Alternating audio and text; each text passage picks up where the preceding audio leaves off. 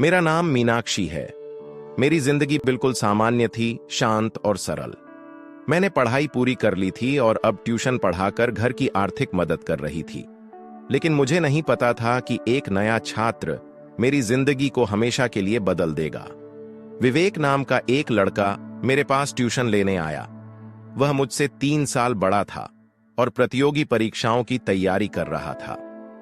पहली मुलाकात में ही मैंने महसूस किया कि वह थोड़ा अलग है। उसकी गहरी आंखें और आत्मविश्वास मुझे बेचैन कर देते थे।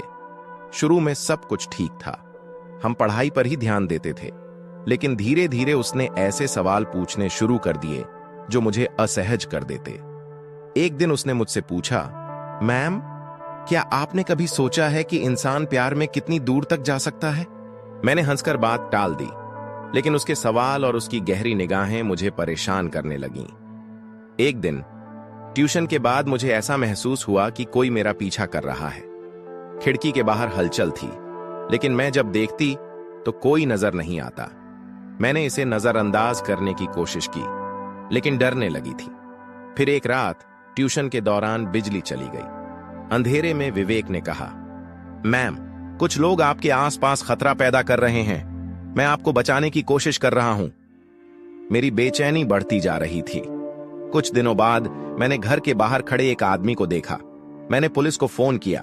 जब पुलिस ने उस व्यक्ति को पकड़ा तो यह देखकर मैं सन्न रह गई कि वह विवेक था।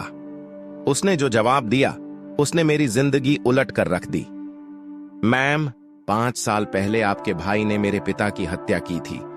मैं बदला लेने आया था, लेकिन आपसे मिलने के बाद सब बदल गया।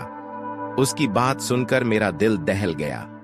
मुझे पता था कि मेरे भाई ने व्यापारिक झगड़े में गलत कदम उठाया था, लेकिन यह राज मुझसे छिपा था। मैंने विवेक को माफ कर दिया और पुलिस से कहा कि उसे छोड़ दिया जाए। मैंने उससे कहा कि वह मेरी जिंदगी से हमेशा के लिए चला जाए। उसने वादा किया और शहर छोड़कर चला गया। कुछ महीने बाद मेरे जीवन में एक अजीब सी बात होने लगी। मेरी फीस समय पर आ जाती, घर के बिल भर दिए जाते और किसी अजनबी की ओर से फूल मेरे दरवाजे पर छोड़े जाते। मुझे लगा कि यह सब विवेक कर रहा है। मैंने उसे रोकने का फैसला किया। एक दिन मैंने उसे रंगे हाथ पकड़ लिया। तुमने वादा किया था कि कभी वापस नहीं आओगे, फिर यह सब क्यों? मैं तुम्हें परेशानी में नहीं देख सकता, बस यही कारण है। उसकी आंखों में सच्चाई थी, लेकिन मेरा दिल अब भी उलझा हुआ था। कुछ दिनों बाद मैंने अपनी मां से बात की। मैंने उनसे पूछा, अगर कोई हमारे अतीत का गुनहगार हो लेकिन वह बदल गया हो, तो क्या उसे दूसरा मौका मिलना चाहिए? हर इंसान गलती करता है। दूसरा मौका उन्हीं को मिलना चाहिए जो सच्चाई से पछतावा करते हैं। उनकी बात सुनकर मैंने विवेक को मिलने के लिए बुलाया।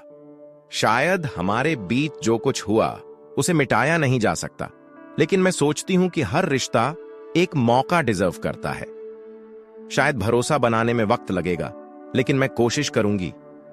आज भी हमारा रिश्ता विश्वास और सच्चाई के धागों से बुना जा रहा है।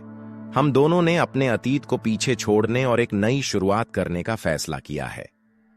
यह कहानी गुनाह और मोहब्बत के बीच की है।